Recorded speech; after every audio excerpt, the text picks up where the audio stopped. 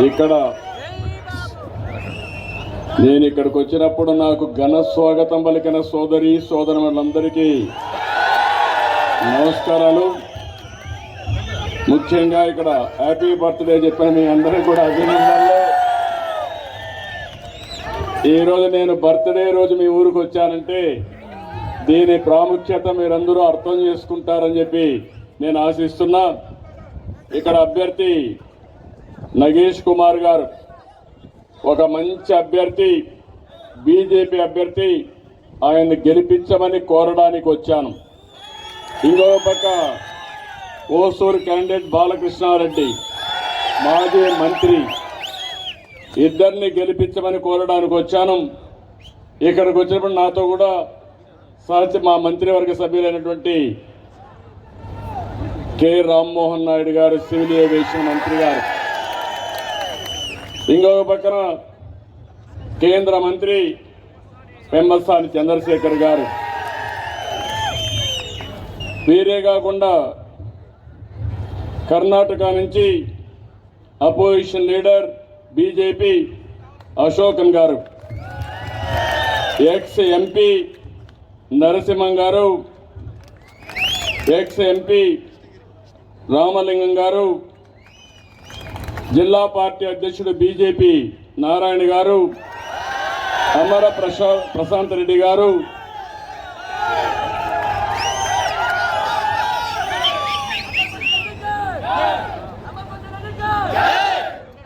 అனைவருக்கும் வணக்கம். என் அன்பான தமிழ்நாடு மக்களே, உங்களுடன் என் பிறந்தவாளில் இங்கே இறப்பது ரொம்பவே சந்தோஷ். மாற்றத்தை கொண்டு பெற வேண்டும் என்ற ஆர்வம் உங்களிடம் தெரிகிறது. கவலை படாதீங்க, இன்னும் 15th days மட்டும்தான். ఈనాడు ఇక్కడ రావడం, మీ అభిమానం చూస్తా ఉంటే ఆంధ్రప్రదేశ్లో లేని అభిమానం ఈరోజు తమిళనాడులో నేను చూస్తున్నాను. అయితే తమిళనాడు అంటేనే మనం గుర్తుపెట్టుకోవాల్సింది ద్రవిడ సంస్కృతికి మూలం. పల్లవ, చేర, చోళ, పాండ్య వంటి రాజవంశాలు పాలించిన గొప్ప చరిత్ర కల నేలది. ఇక్కడ ఆచారాలు, అలవాట్లు అందరికీ ప్రత్యేకం. తమిళం అంటేనే అత్యంత ప్రాచీన భాష. మీ అభిమానం ప్రపంచంలో ఏ భాషలో కూడా లేదు. ఇక్కడ తెలుగు వాళ్ళు కూడా తమిళ్లోనే మాట్లాడతారు, అది విశిష్టత. అందుకని స్వాతంత్రం వచ్చిన తర్వాత అంత మునుపు కూడా బాగా అభివృద్ధి అయిన ప్రాంతం తమిళనాడు. మనందరికీ ఒకప్పుడు రాజధాని మెడ్రాస్ ప్రెసిడెన్సీ, అంటే మద్రాసు కేంద్రంగానే ఆ రోజు పనిచేశాం. ఆ తర్వాత పొట్టి శ్రీరాములు గారి ఉద్యమంతో భాషా ప్రయుక్త రాష్ట్రాలు ప్రారంభమై ఆంధ్రప్రదేశ్ వచ్చింది, కర్ణాటక వచ్చింది, కేరళ వచ్చింది, గుజరాత్ ఇలాంటి రాష్ట్రాలు వచ్చాయి. ఎన్నో పరిశ్రమలు, వాణిజ్యానికి తమిళ గడ్డ పేరుగాంచింది. తమిళ ప్రజలంటే క్రమశిక్షణ, పట్టుదల, కష్టపడే మనస్తత్వం, తెలివితేటలు, ఇదే తమిళ సోదరుల సక్సెస్ సీక్రెట్. ఏ రంగంలో అయినా రాణించే శక్తి తమిళులకు ఉంది. ఇది మనస్ఫూర్తిగా అభినందనలు, ధన్యవాదాలు. అనేక నాగరికతలు తమిళనాడు ఒకటి, అత్యంత ప్రాచీన నాగరికత. ఎన్నో సాంస్కృతిక దాడులు జరిగిన, యుద్ధాలను తట్టుకుని నిలిచింది. ఎంతో మంది పుణ్యాత్ములు, ప్రముఖులు ఈ తమిళనాడులో జన్మించారు. కన్నగి, తిరువళ్ళవార్, కంబన్, సుబ్రహ్మణ్య భారతి, సివి రామన్, సర్వేపల్లి రాధాకృష్ణన్, శ్రీనివాస రామానుజన్, అబ్దుల్ కలాం. నేనే ఆయన ఆ రోజు దేశ అధ్యక్షులుగా ఎంపిక ఇవ్వడంలో నేను కూడా కృషి చేశాను. అదే మాదిరిగా స్వామినాథన్, ఇలాంటి మహానుభావులు ఇక్కడి నుంచే వచ్చారు. ఇక్కడుండే ప్రాచీన ఆలయాలు ఎక్కడా లేవు. సాంస్కృతిక ప్రదేశాలు ఎక్కడా లేవు. పర్యాటక కేంద్రాలు కూడా ఇక్కడే ఎక్కువ ఉన్నాయి. తంజావూర్, తిరుచిరాపల్లి, చిదంబరం, మదురై, కంచి, రామేశ్వరం, ఇక్కడికి రాని భక్తులు ఎక్కడా దేశంలో లేరు. ఎక్కడన్నా దేవాలయాలు సందర్శించాలంటే తమిళనాడులోనే ప్రాచీన దేవాలయాలు ఉన్నాయి. అరుణాచల శివుడిని చూసేందుకు ఏపీ మొత్తం వస్తుంది. అదే సమయంలో తిరుపతి దగ్గరికి మొత్తం తమిళనాడు నుంచి పెద్ద ఎత్తున వెంకటేశ్వర స్వామికి మీరందరూ కూడా వచ్చే పరిస్థితికి వచ్చారు. మనమందరం కూడా తమిళ్, తెలుగు, కన్నడ, మలయాళం మన భాష ఏదైనా మనం అందరం తమిళం. మీరు ఈ విషయం గుర్తుపెట్టుకోవాలి. అందుకే మన నాయకుడు నందమూరి తారక రామారావు గారు 40 సంవత్సరాల కంటే ముందు ద్రవిడ భాషలన్నీ ఒక దగ్గరికి రావాలని ఆ రోజు మీరు చూస్తే ద్రవిడ యూనివర్సిటీ పెట్టారు. అది కూడా నేను 40 ఏళ్లుగా ఎమ్మెల్యేగా ఉన్నాను కుప్పం నుంచి. ఒక పక్క తమిళనాడు, ఒక పక్క కేరళ, కర్ణాటక, మధ్యలో ఈ యొక్క మనం అనుకున్న కుప్పం. ఇప్పుడే మా మిత్రులు ఇక్కడ మా పవన్ కళ్యాణ్ గారి అభిమానులు, అనుమాయులు ఉన్నారు. మొన్నే మీరు ఆంధ్రప్రదేశ్ లో చూశారు. ఆంధ్రప్రదేశ్ రాష్ట్రాన్ని కాపాడుకోవడానికి నేను జనసేన అధినేత పవన్ కళ్యాణ్, ప్రధానమంత్రి నరేంద్ర మోడీ గారు కలిసి ఎన్డీఏ తరపున ముందుకు పోయాం. తమ్ముళ్ళు మీరు గుర్తుపెట్టుకోవాలి, 94% సీట్లు గెలిపించారు. చరిత్రలో ఎప్పుడూ రాని గెలుపు. దానికి కారణం డబుల్ ఇంజన్ సర్కారు కావాలనుకొని ఓట్లేశారు. అందుకే ఈరోజు చూస్తే ఇక్కడ కూడా మేము 3 చూస్తున్నాను.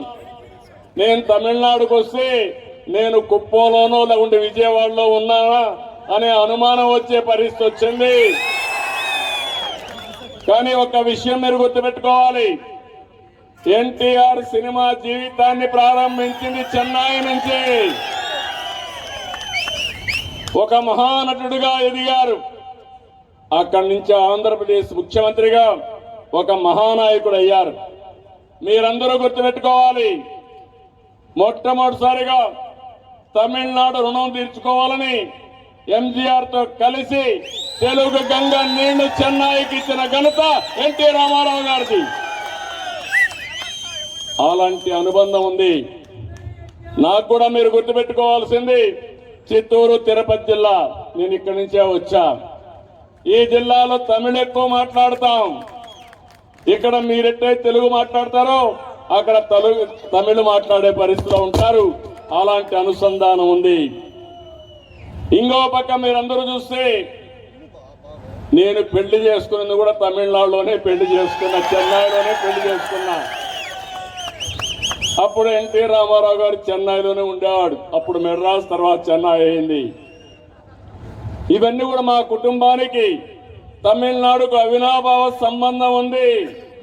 నీళ్లు ఇవ్వడమే కాదు, అన్ని వేళలా తమిళనాడు గాని ఆంధ్రప్రదేశ్ గాని అన్నా తమ్ములుగా కలిసిపోతున్నామని మరొకసారి మీ అందరికీ విజ్ఞప్తి చేస్తున్నాను. అయితే నేను ఈరోజు వచ్చిన పని మీరు గుర్తుపెట్టుకోవాల్సింది, ప్రధానమంత్రి నరేంద్ర మోడీ గారు ఒక మంచి నాయకుడు. 12 సంవత్సరాలు సమర్థవంతమైన నాయకత్వాన్ని ఇచ్చాడు. ఒక పక్క అభివృద్ధి, ఇంకో పక్క సంక్షేమం, ఇంకో పక్క సుపరిపాలన. ఈ 3 కలిపి దేశ భవిష్యత్తుని పరుగులు పెట్టిస్తున్న వ్యక్తి ప్రధానమంత్రి నరేంద్ర మోడీ గారు. నేను కూడా 50 ఏళ్ళు రాజకీయం, నాకు 48 ఏళ్ళు. ఇంకొక 2 ఏళ్ళలో 50 ఏళ్ళు అవుతుంది. నేను కూడా దేశంలో అనేక సార్లు రాజకీయాలు చేశాను. ప్రధాన మంత్రుల్ని ఎంపిక చేశాం. అదే సమయంలో చాలా మంది ప్రధానమంత్రులు చూశాను. అందరికంటే చాలా స్ట్రాంగ్ గా పనిచేసే వ్యక్తి భారతదేశాన్ని ప్రపంచ పటంలో గౌరవప్రదంగా పెట్టిన వ్యక్తి నరేంద్ర మోడీ గారు. అవునా కాదా అని మిమ్మల్ని అడుగుతున్నా. అవును అంటే గట్టిగా చెప్పండి, చెప్పండి. అవును అని చెప్పండి. ఇంకొక పక్క మీరు ఒకటే గుర్తుపెట్టుకోవాలి, తమిళుల ప్రయోజనాలు దేశ ప్రయోజనాలు పట్టని పార్టీలు కొన్ని ఉన్నాయి. మొన్నే మనం ఒకసారి చూసాం. మీరు ఒకసారి చూస్తే ప్రధానమంత్రి గారు దూరదృష్టితో ఆలోచించారు. వికసిత్ భారత్ 2047 దీనికోసం ఒక ప్రణాళిక తయారు చేశారు. ఎప్పుడు ఇవ్వని సంక్షేమ కార్యక్రమాలు ఇచ్చారు. అభివృద్ధిని పరిగెత్తించే పరిస్థితికి వచ్చారు. సామాజిక న్యాయం కోసం, మహిళల కోసం బిల్లు కూడా తీసుకొచ్చారు, రిజర్వేషన్ల కోసం. ఇది మీ అందరూ గుర్తుపెట్టుకోవాలి. మన ఇంట్లో మన చెల్లెలున్నారు, మన తల్లులున్నారు, మన భార్యలున్నారు. అలాంటి సందర్భంలో ప్రధానమంత్రి గారు ఆలోచించండి, సమాజంలో సముచితమైన గౌరవం ఆడబిడ్డలకు ఇవ్వాలి, 33% రిజర్వేషన్లు పెట్టాలని ఆలోచించిన వ్యక్తి మోడీ గారు. మొన్న జరిగిన డ్రామా మీరు చూశారు. కాంగ్రెస్ పార్టీ ఆ బిల్లును వ్యతిరేకించింది. ఇంకో పక్క డిఎంకే పార్టీ ఇది తమిళనాడు ఢిల్లీ పైన విజయమని విర్రవీగుతున్నారు.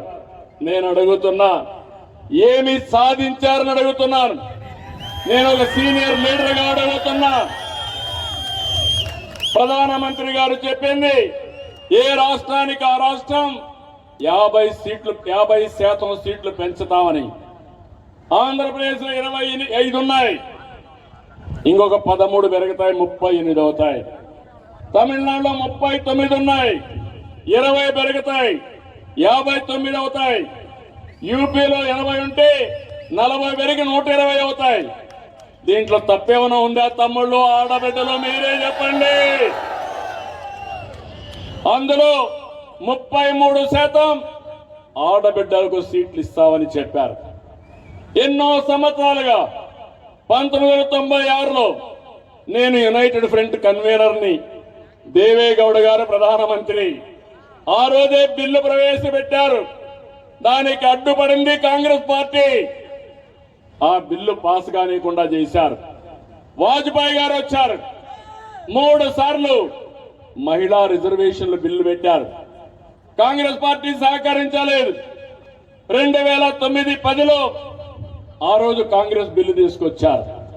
రాజ్యసభలో బిల్లు పాస్ చేశారు, లోకసభలో బిల్లు పాస్ చేయలేదు. ఎందుకు పాస్ చేయలేదో మీరే చెప్పమని డిమాండ్ చేస్తున్నాను. ఈ రోజు ప్రధానమంత్రి గారు ఒక మాట చెప్పారు, నాకొక్కరికే క్రెడిట్ అవసరం లేదు, మీరు కూడా తీసుకోండి, అవసరమైతే మీ ఫోటోలు కూడా వేసి మీరు సహకరించారని పబ్లిసిటీ ఇస్తారని ప్రధానమంత్రి గారే చెప్పారు. ఏమొచ్చిందని నేను అడుగుతున్నా, ఏమి సాధించారని అడుగుతున్నా. ఇప్పుడు వీళ్ళు చెప్పేది, ఆ రోజు వాజ్పేయి గారు 2001లో దక్షిణ భారతదేశంలో జనాభా తగ్గుతా ఉంది, జనాభా దామాషా ప్రకారం రిజర్వేషన్లు పెడితే దక్షిణ భారతదేశం నష్టపోతుంది. 1971 జనాభా ప్రకారం రిజర్వేషన్లు పెట్టారు. ఏ రాష్ట్రానికి సీట్లు తగ్గలేదు. 25 ఏళ్లు ఆ రాష్ట్రంలో సీట్లన్నీ అడ్జస్ట్ చేశారు పాపులేషన్ ప్రకారం. కానీ ఈ రోజు మీరు చూస్తే అలాంటి కార్యక్రమాన్ని మళ్లీ ఎక్స్టెండ్ చేయడానికి, పొడిగించడానికి ప్రధానమంత్రి నరేంద్ర మోడీ గారు ముందు తీసుకొస్తే దాన్ని అపోజ్ చేశారు. మేము జయించామంటున్నారు, ప్రధానమంత్రి గారిని ఓడించామంటున్నారు. మీరు ఓడించింది ప్రధానమంత్రి కాదు, దేశాన్ని ఓడించారు. మా ఆడబిడ్డలకు ద్రోహం చేశారు. తప్పకుండా దీనికి మీకు శిక్ష పడుతుంది. ఆ విషయం గుర్తుపెట్టుకోమని కోరుతున్నా. నేను ఒకే ఒక విషయం మిమ్మల్ని కోరుతున్నాను. ఆంధ్రప్రదేశ్ లో మీరు చూశారు, డబుల్ ఇంజన్ సర్కార్, చాలా ముందుకు పోతున్నాం. తమిళనాడుకు మళ్ళీ పూర్వ వైభవం రావాలంటే డబుల్ ఇంజన్ సర్కార్ అవసరమా లేదా అని అడుగుతున్నా. అవసరం అంటే గట్టిగా చెప్పండి. 22 నెలలు విధ్వంసం నుంచి వికాసం వైపు ముందుకు పోతున్నాం. నేను మా మిత్రుడు పవన్ కళ్యాణ్ గారు ముందుకొస్తే కేంద్రం పూర్తిగా సహకరించారు. అమరావతి బ్రహ్మాండమైన రాజధానిగా తయారు చేస్తాం. పోలవరం పూర్తి అవుతుంది. నదుల అనుసంధానం జరుగుతుంది. భగవంతుడు కరుణిస్తే ఆంధ్రప్రదేశ్ నదుల అనుసంధానం జరిగితే నేరుగా మీకు తెలుగు గంగ పూండి వరకే కాదు, కావేరి వరకు నీళ్లు తీసేపోయే అవకాశం వస్తుంది. ఇది జరగాలంటే కేంద్రంలో నరేంద్ర మోడీ ఉండాలి. గంగా కావేరి అనుసంధానం కావాలి. దానికంటే ముందు గోదావరి, కృష్ణ, అవసరమైతే కావేరికి నీళ్లిచ్చి ఎక్కడ కూడా నీటి యుద్ధాలు లేకుండా సామరస్యంతో ముందుకు పోవాల్సిన అవసరం ఉందని చెప్పి నేను మీకు తెలియజేస్తున్నా. జాతి ఒకటి, భారతదేశం. అందుకే నేను మిమ్మల్ని అందరినీ కోరుతున్నా, తమిళులు గాని, తెలుగు వారు గాని, కన్నడ గాని అందరూ సమైక్యంగా ముందుకు పోవాల్సిన అవసరం ఉంది. దక్షిణ భారతదేశానికి అన్యాయం జరగదు. మేమందరం ఉంటాం. కేంద్రంలో నరేంద్ర మోడీ గారు కూడా దక్షిణ భారతదేశాన్ని, అన్ని రాష్ట్రాలని బ్రహ్మాండంగా అభివృద్ధి చేయాలనే ఆలోచనతో ముందుకు పోతున్నారు. కానీ తమిళనాడులో ఏమైందని అడుగుతున్నా. ఒకప్పుడు తమిళనాడు చూస్తే అన్నిట్లో ముందుంది. ఇప్పుడు తమిళనాడు చూస్తే అన్నిట్లో వెనకానుంది. మీరు చూశారు ఒకప్పుడు మెడ్రాస్, తర్వాత అన్ని రాష్ట్రాలు. ఇప్పుడు బెంగళూరుకి, హైదరాబాద్కి, చెన్నై పోటీ పడే పరిస్థితిలో ఉందా తమ్ముళ్ళు అని మిమ్మల్ని అడుగుతున్నా. ఎవరు కారణమని అడుగుతున్నా. ఎవరు కారణమని అడుగుతున్నా. మీరు రిఫార్మ్ లో ముందుకు రారు, అభివృద్ధిలో ముందుకు పోరు. ఎక్కడ చూసినా రాజకీయాల్లో మాత్రం ముందుంటారు. ఈ విషయం మీరు గుర్తుపెట్టుకోవాల్సిన అవసరం ఉంది. ఈ రోజు మీరు చూడండి, Chennai airport, Hyderabad airport, Bengaluru airport, ఏ తమిళలో ఏమైనా పోలుకుందా అని మిమ్మల్ని అడుగుతున్నా. అలాంటి కూడా జరిగే పరిస్థితి వచ్చింది. ఇలాంటివి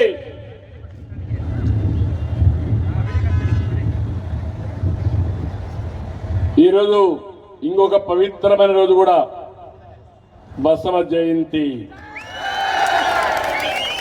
అలాంటి పవిత్రమైన రోజు ఈ ఊరికి రావడం నా అదృష్టంగా నేను భావిస్తున్నా. అయితే ఒక నాయకుడిగా మీకు గుర్తు చేస్తున్నా, ఈరోజు తమిళనాడులో అవినీతి, శాంతి భద్రత సమస్య, డ్రగ్స్ గాని ప్రజలపైన అప్పులు బారవేయడం తప్ప ఇప్పుడే ప్రభుత్వం ఏమీ చేయలేకపోయారు. గ్రాఫ్ పూర్తిగా పడిపోతా ఉంది. మహిళలపై హింస 59% పెరిగింది. ఎస్సీలపై 39% దాడులు పెరిగాయి. కస్టోడియన్ డెత్స్ పెరిగాయి. కల్తీ మద్యంతో ప్రజలు చనిపోయే పరిస్థితికి వచ్చారు. కొన్ని దిక్కల్లో మందు బాబులను కూడా దోచుకునే పరిస్థితి, బాటల కిందని రేట్లు పెంచేసే పరిస్థితికి వచ్చారు. హిందూ ధర్మాన్ని ఎగతాళి చేస్తున్నారు. మనమందరం భారతీయులం అనే భావన కూడా లేకుండా విద్వేషాల్ని రెచ్చగొట్టే పరిస్థితికి వచ్చారు. అందుకే మీ అందరికి విజ్ఞప్తి చేస్తున్నాను, కరప్షన్ ఇల్లాద గ్రామం ఇల్లై, நாசம் பண்ணாத நகரம் இல்லை, சேதம் அடையாத பகுதி இல்லை. டிஎம்கே தோற்க வேண்டும், தமிழ்நாடு ஜெயிக்க வேண்டும். అర్థమైందా రాజా? అర్థమైంది రాజా? ఇంకా మీ మీదనే బాధ్యత. నా బాధ్యత నేను చేస్తున్నా. మీరు కూడా అదే మరి ఆలోచించాలి. కేంద్రం 14-24 మధ్యలో వివిధ సంక్షేమ కార్యక్రమాలు తీసుకొచ్చారు. ఇంకొక పక్కన అభివృద్ధి కార్యక్రమాలకు నాంది పలికారు. 14 లక్షల కోట్ల రూపాయలు ఖర్చు పెట్టారు. గడిచిన 5 సంవత్సరాల్లో 60,000 కోట్లు ఖర్చు పెట్టి 4,000 కిలోమీటర్ల పైన జాతీయ రహదారులు ఇచ్చారు. ఇప్పుడే నేను ఇక్కడ వస్తా ఉంటే చూశాను, బెంగళూరుకి ఔటర్ రింగ్ రోడ్డు మీ ఊరి పక్కన పోతా ఉందంటే అది ఈరోజు అభివృద్ధి. అవునా కాదా? ఒక్క ఎయిర్పోర్ట్ కట్టలేకపోయారు. తొందరలో మళ్ళీ చెప్తున్నా మీ అందరికి, విశాఖపట్నంలో 2,500 ఎకరాల్లో one of the best airport June జూలైలో జాతికి అంకితం చేస్తున్నామని చెప్పి కూడా నేను మీకు తెలియజేస్తున్నా. మళ్ళీ అమరావతిలో ఒక 5,000 ఎకరాలతో ఒక బ్రహ్మాండమైన ఎయిర్పోర్టు, ఒకరికొకరు పోటీ బయటగా బెంగళూరు కంటే హైదరాబాద్ కంటే మెరుగైన ఎయిర్పోర్ట్ కట్టాలని ఆలోచిస్తున్నాం. అది అభివృద్ధి, అది పోటీ తత్వం. అంతేగాని ఇంకా ఎన్నికపోవడం మంచిది కాదని చెప్పి కూడా నేను మీకు తెలియజేస్తున్నా. అందుకే నేను మిమ్మల్ని అందరినీ ఈరోజు దేశంలో అనేక అభివృద్ధి కార్యక్రమాలు జరుగుతున్నాయి. ఈ రోజు మన ఇంటి పైన కరెంటు మనం ఉత్పత్తి చేసుకునే పరిస్థితికి వచ్చాం. ప్రధానమంత్రి గారిని చూశారు, సూర్యఘర్ 78,000 రూపాయలు సబ్సిడీ ఇస్తున్నారు. మీ ఇంటి పైనే కరెంటు తయారు చేసుకుని మీకు అవసరమైన కరెంటు వాడుకునే వస్తాయి. మీ పొలంలోనే కుసుమ కింద ఆంధ్రప్రదేశ్ అయితే ఉచితంగా పంప్ సెట్కి సోలార్ ఇస్తున్నాం. దానివల్ల కరెంటు వాడుకుని అవసరమైతే వాహనాలు కూడా ఎలక్ట్రికల్ వాహనాలు పెట్టుకుని ఛార్జ్ చేసుకుని ఇంటికి కూడా వాడుకునే అవకాశం కల్పిస్తున్నాం. కరెంటు ఛార్జీలు లేకుండా చేసే పరిస్థితి తీసుకొస్తున్నాం. ఇలాంటివన్నీ ఉన్నప్పుడు ఒక ప్రోగ్రెసివ్ గవర్నమెంట్ ని మనం సపోర్ట్ చేయాలి. అందుకే అడుగుతున్న, అభివృద్ధి కావాలా, ఉద్యోగాలు కావాలా, ఈ ప్రభుత్వం వల్ల సాధ్యమా, కేంద్ర సహకారం కావాలన్నా లేదా?